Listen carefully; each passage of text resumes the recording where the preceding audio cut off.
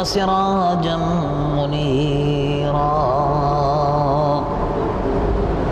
وبشر المؤمنين بأن لهم من الله فضلا كبيرا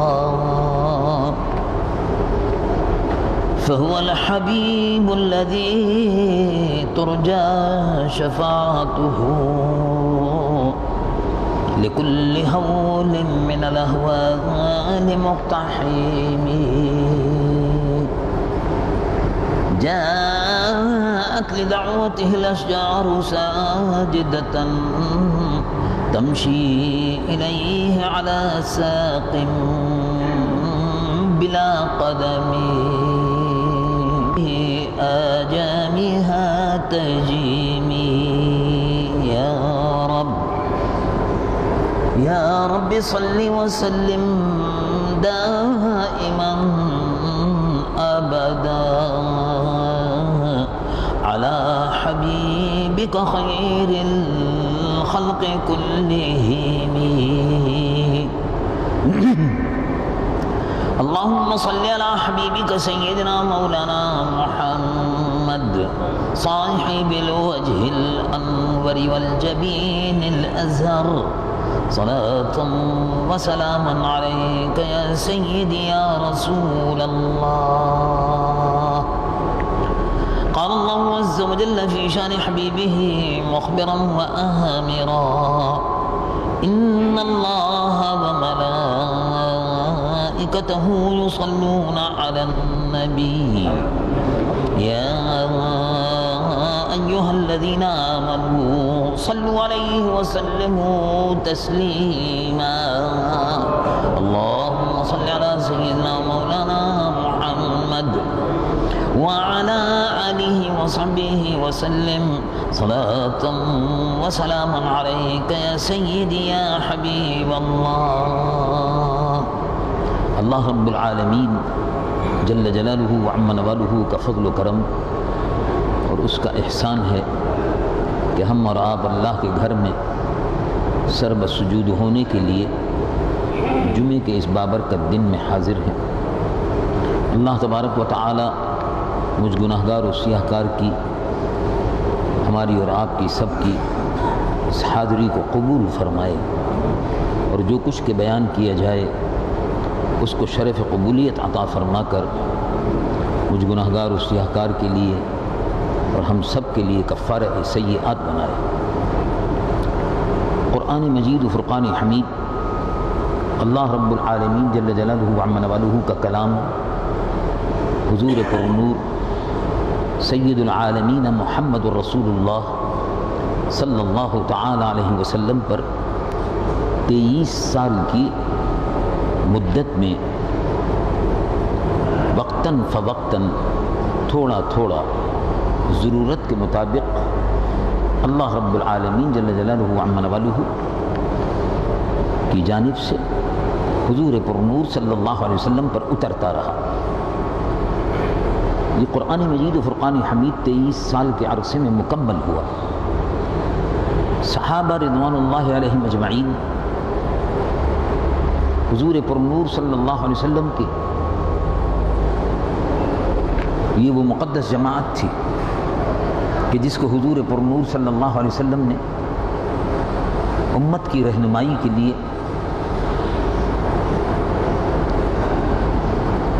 خصوصی طور پر تربیت فرمائی، ان کا تزکیہ نفس کیا۔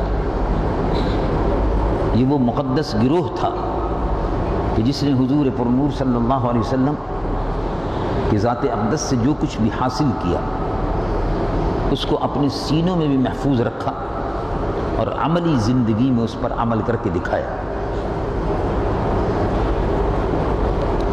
اللہ تبارک و تعالی جل جلالہ وعم نوالہ کا یہ کلام جب حضور پرنور صلی اللہ علیہ وسلم پر اترتا تھا تو حضور پرنور صلی اللہ علیہ وسلم صحابہ رضوان اللہ علیہم اجمعین کو اللہ کا کلام سناتے تھے۔ سننے والے صحابہ ان میں بہت سے ایسے تھے جو لکھ لیتے تھے، جو لکھنے والے تھے ان کو کاتب وحی کی کتابت کرنے والے، ان میں چند مخصوص صحابہ تھے جو وحی کی کتابت کرتے تھے.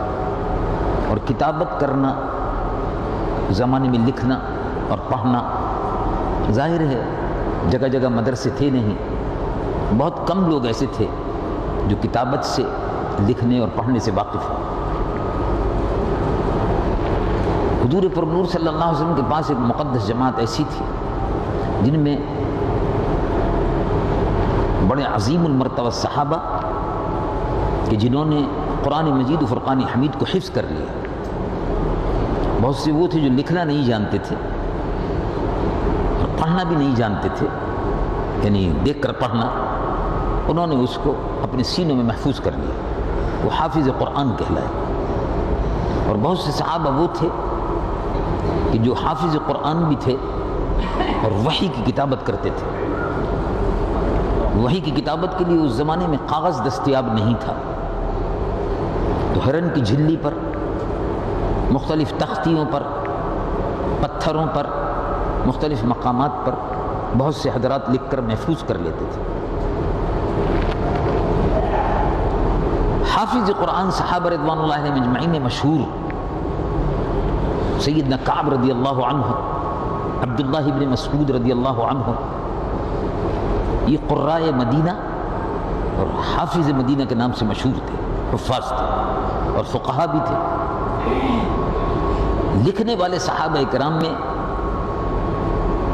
حضرت زید رضی اللہ عنہ، سیدنا علی المرتضی رضی اللہ عنہ، سیدنا امیر معاویہ رضی اللہ عنہ، یہ کاتب وحی کے لکھنے والے صحابہ کہلاتے تھے کہ وحی کو اپنے سینوں میں بھی محفوظ رکھتے تھے اور لکھنے سے بھی محفوظ کر لیتے تھے. اللہ کے محبوب صلی اللہ علیہ وسلم پر جو قرآن مجید و فرقان حمید کا نزول ہوتا رہا، وقتاً فوقتاً صحابہ اس کو لکھتے رہے اور یہ متفرق جگہوں پر محفوظ تھا. اور صحابہ میں حافظ بھی موجود تھے اور لکھنے والے بھی موجود تھے، تو قرآن مجید و فرقان حمید بہرحال محفوظ رہا، لیکن متفرق تھا. اور بہت سے صحابہ جو حافظ تھے ان میں بھی بہت سے ایسے تھے جو جہاد میں شرکت کے لیے بعد میں تشریف لے گئے، اور بہت سے ایسے تھے کہ جن کی شہادت ہو گئی. ایک وقت ایسا آیا کہ سیدنا ابو بکر الصدیق رضی اللہ عنہ وارضاہ کے زمانے میں ایک شخص نے نبوت کا دعویٰ کیا. اس کا نام تھا مسیلمہ. اس مسیلمہ کا لقب پڑ گیا کذاب، جھوٹا. کذاب کا مطلب جھوٹا، تو مسیلمہ ایک کذاب، اس کا لقب یہ مشہور ہو گیا، مسیلمہ کذاب، جھوٹا، مدعی نبوت تھا. امیر المومنین سیدنا ابو بکر صدیق رضی اللہ عنہ وارضاہ کے زمانے میں، وہ تو حضور کے زمانے میں اس نے اعلان نبوت کیا تھا، لیکن اس کا زور بہت زیادہ عہد صدیقی میں ہوا جب لوگوں کو حضور پر نور صلی اللہ علیہ وسلم کے وصال مبارک کی خبر ملی تو بہت سے علاقوں میں شورش ہو گئی، بغاوت ہونے لگی. زکوٰۃ دینے سے انکار کیا بہت سے قبیلوں نے، اسلام کے بہت سے فرائض سے انکار کرنے لگے. بہت سے ایسے تھے جنہوں نے اسلام ہی کو چھوڑ دیا. ایسے وقت میں ابو بکر صدیق رضی اللہ عنہ وارضاہ کو اس چیلنج کا بھی مقابلہ تھا کہ ایک طرف مسلمہ ایک کذاب 40,000 کی فوج اس نے تیار کی. 40,000 بہت بڑی فوج ہوتی ہے، یہ فدائیین کی جماعت تھی. مسلمہ ایک کذاب نے کہا کہ ہم اپنی نبوت کا، جب تک رسول اللہ زندہ تھے نبوت آدھی آدھی تھی، یعنی آدھی ان کی تھی آدھی میری تھی. خبیث اس طرح سے وہ کہتا تھا. اب کیونکہ رسول اللہ اس دنیا میں نہیں رہے، ظاہری طور پر پردہ فرما گئے، تو ساری نبوت اب میرے حصے میں آ گئی. اب لوگوں کو چاہیے کہ وہ مجھ پر ایمان لائیں. یہ مسلمہ کذاب کے دعوے تھے، اور یہ نجد کے علاقے سے نمودار ہوا اور آندھی اور طوفان کی طرح سے بڑھتا جا رہا تھا، اور بہت بڑا چیلنج تھا. تو ایک طرف تو قبائل میں اندرونی طور پر لڑائیاں اور جنگیں شروع ہو گئیں. بہت سے قبائل نے حضور پر نور صلی اللہ علیہ وسلم کے لائے ہوئے اس دین کو چھوڑ دیا. بہت سے قبائل نے زکوٰۃ دینے سے انکار کر دیا. ایک افراتفری مچ گئی کہ اب کیونکہ رسول اللہ اس دنیا میں رہ رہے، یہ دین ختم ہو گیا. جہالت، دین اب ختم ہو گیا، اسلام ختم ہو گیا. رسول اللہ اس دنیا میں نہیں رہے اس کا مطلب یہ بس ان کا وقت بھی ختم ہو گیا، اب ان کا کلمہ بھی ختم ہو گیا، معاذ اللہ۔ یہ ایک تصور تھا، یہ ایک شیطانی قوت تھی جو کار فرما تھی اور لوگوں کو گمراہ کر رہی تھی۔ اسی درمیان میں عیسائیوں کا بھی چیلنج درپیش تھا۔ حضور پرنور صلی اللہ علیہ وسلم نے اپنے وصال مبارک سے پہلے ایک لشکر کی تیاری کا حکم دیا۔ حضرت اسامہ ابن زید رضی اللہ عنہ حضور کے بڑے چہیتے اور بڑے لاڈلے صحابی تھے سیدنا زید، جن کا ذکر قرآن میں بھی آتا ہے، فلما قضى زید منہا۔ ان کے یہ بیٹے تھے اسامہ، حضور ان سے بڑی محبت فرماتے تھے اور ان کے والد زید سے بھی محبت فرماتے تھے، ان کے بیٹے سے بھی محبت فرماتے تھے، بلکہ لوگ تو زید سے حضور جتنی محبت کرتے تھے لوگ یہ سمجھتے تھے کہ حضور کے متبنہ ہیں، حضور کے بیٹے ہیں۔ اس قسم کا تصور ذہن میں لوگوں کو بیٹھ گیا۔ تو حضور نے ارشاد فرمایا کہ رومن ایمپائر، عیسائیوں کی سلطنت جو ہے اس کی سورش مسلمانوں کی سرحد پر بڑھتی جا رہی ہے، اس کا مقابلہ کرنے کے لیے لشکر تیار کرو، لشکر تیار کرو۔ اور اس کے بعد حکم فرمایا اسامہ اس لشکر کے سردار ہوں گے اور عیسائیوں پر حملہ کرو۔ اس زمانے میں صرف دو ہی طاقتیں تھیں جو اپنی بڑائی کے دعوے کرتی تھیں۔ جیسے آج کل دو طاقتیں اپنی بڑائی کے دعوے کرتی ہیں، ایک امریکہ ہے اور دوسرا روس۔ تو روس تو ختم ہو گیا اور دوسرا بھی انشاءاللہ ختم ہونے والا ہے انشاءاللہ تعالی۔ یہ عالم اسلام کی دشمن قوتیں دو ہی اس زمانے میں بھی تھیں اتفاق سے۔ جس طرح آج دو دشمن قوتیں روس اور امریکہ ہیں، یعنی عیسائی اور یہود و ہنود، اس طرح سے یہ سب گٹھ جوڑ ہے ان سب کا اسلام کے خلاف، یہودیوں کا، ہندوؤں کا اور عیسائیوں کا۔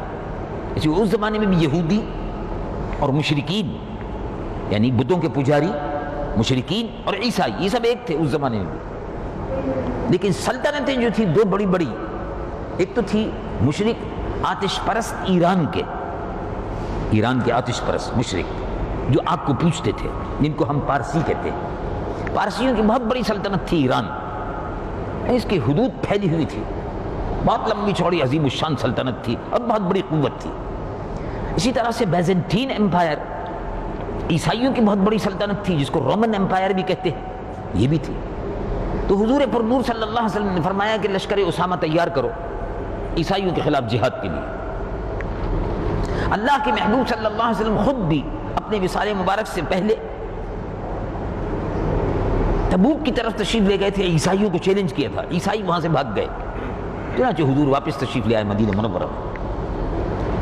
بعد میں جب حضور پرنور صلی اللہ علیہ وسلم نے حکم فرمایا لشکر تیار کرو، اس کے بعد ہی حضور کی بیماری شروع ہو گئی، اور اللہ کے محبوب صلی اللہ علیہ وسلم نے جب بیماری کا چرچا ہوا تو حضرت اسامہ نے لشکر کی روانگی کو تھوڑا ملتوی کر دیا، ابو بکر صدیق نے بھی، کہ اتنے اور زیادہ تیاری کر لی جائے، ابھی حضور بیمار ہیں، بعد میں دیکھیں گے۔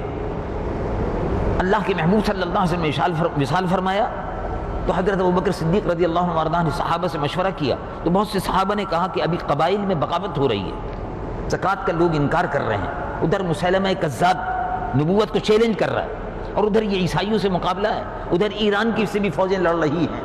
تو چاروں طرف یہ نئی مدینہ منورہ کی اسلامی ریاست کو، حضور پرنور صلی اللہ علیہ وسلم کے قائم کی ہوئی اس حکومت کو چاروں طرف سے چیلنج درپیش ہے۔ تو اس لیے ابھی عیسائیوں کا جو محاذ ہے وہ نہ کھولا جائے اور لشکر اسامہ کو روک دیا جائے۔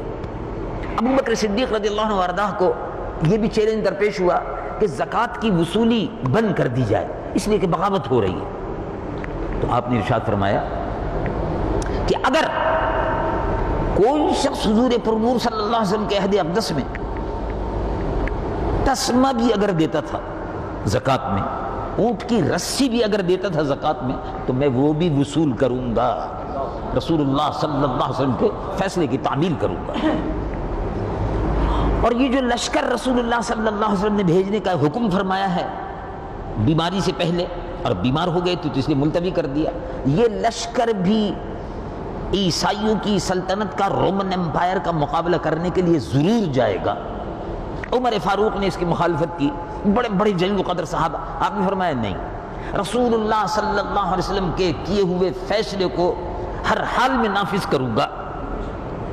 چنانچہ لشکر اسامہ کو روانہ فرمایا، اور خود حضرت اسامہ رضی اللہ عنہ وارضہ کے سلسلے میں بعض لوگوں نے یہ کہا کہ اسامہ کی تو عمر 18-19 سال کی ہے، حضور پر نور صلی اللہ علیہ وسلم مقرر فرما رہے تھے، اب آپ اس کو تبدیل کر دیں، کسی تجربے کار آدمی کو سپہ سالار مقرر کر دیں۔ آپ نے فرمایا نہیں، جن کو رسول اللہ صلی اللہ علیہ وسلم نے سپہ سالار لشکر بنایا ہے وہی رہیں گے، انہی کی کمان میں لشکر جائے گا، اور انشاءاللہ العزیز فتح و نصرت کی خوشخبری ہم سنیں گے۔ روانہ کر دیے، خود تشریف لے گئے، حضرت اسامہ کو گھوڑے پر بٹھایا، ابو بکر صدیق مدینہ منورہ سے چند میل تک پیدل ان کے ساتھ چلتے رہے اور کہا کہ تم کو رسول اللہ نے سردار بنایا ہے لشکر کا، ہم تمہارا احترام کرتے ہیں کہ اللہ کے محبوب نے تم کو منتخب فرمایا۔ تو اسی زمانے میں پھر لوگوں نے کہا کہ ایک طرف تو عیسائیوں سے مقابلہ ہو رہا ہے، زکوٰۃ کا انکار کرنے والوں سے مقابلہ ہو رہا ہے، قبائل اسلام سے نکل رہے ہیں، حضور کے وصال مبارک کے بعد سورش شروع ہو گئی ہے، اب یہ مسیلمہ کذاب کا فتنہ ہے، آپ نے کہا اس کا بھی مقابلہ ہوگا۔ چنانچہ لشکر تیار ہوا، تو لوگوں نے کہا کہ حضور کتنے محاذوں پر آپ لڑیں گے؟ ان کا ہر محاذ پر لڑائی ہوگی، جو محاذ رسول اللہ صلی اللہ علیہ وسلم کے دین کے خلاف، دین کو ختم کرنے کے لیے، حضور پر نور صلی اللہ علیہ وسلم کے احکامات کو ختم کرنے کے لیے جو بھی محاذ کہیں سے بھی کھولا جائے گا، ہر محاذ پر ہم ان کا مقابلہ کریں گے۔ اسلام کی بالادستی، دین کے غلبے کو اس سرزمین پر، اللہ کی زمین پر قائم کرنا ہے، کسی سے ڈرنے کی ضرورت نہیں ہے۔ مسیلمہ کذاب کا بہت بڑا چیلنج تھا، 40,000 فدائیین جو اس کی نبوت کے فدائی تھے وہ جمع ہو گئے تھے۔ آپ نے صحابہ کو حکم فرمایا، چنانچہ سیدنا عمر بن خطاب رضی اللہ عنہ وارضہ کے بھائی اور اس طرح سے اور دوسرے بڑے بڑے جلیل قدر صحابہ، 700 کے قریب حافظ قرآن صحابہ اس لشکر میں شامل تھے۔ بڑا عظیم لشکر تھا جس میں 700 حافظ قرآن صحابہ ہوں، اور تقریباً بعض روایات میں آتا ہے کہ 10,000 صحابہ تھے، اور اس میں 700 بہترین حافظ اور قاری صحابہ رضوان اللہ علیہ مجمعین اس کے اندر شامل تھے۔ بعض روایات میں آتا ہے کہ نہیں 700 نہیں تھے، بعض روایات میں آتا ہے کہ تقریباً 700 سے زیادہ یعنی 1700 کے قریب تھے، بعض روایات میں آتا ہے کہ اس سے زیادہ تھے۔ بہرحال جو بھی ہو، وہ جنگ شروع ہوئی، مسیلمہ کذاب کے فدائی جو تھے وہ حضور پر نور صلی اللہ علیہ وسلم کی نبوت کو چیلنج کر رہے تھے، اور اللہ کے محبوب صلی اللہ علیہ وسلم کے فدائی جو تھے وہ تاج و تخت ختم نبوت کی حفاظت میں اپنی جانیں قربان کر رہے تھے۔ اس میں ایک عجیب و غریب واقعہ بھی پیش آیا کہ ایک صحابی رضی اللہ عنہ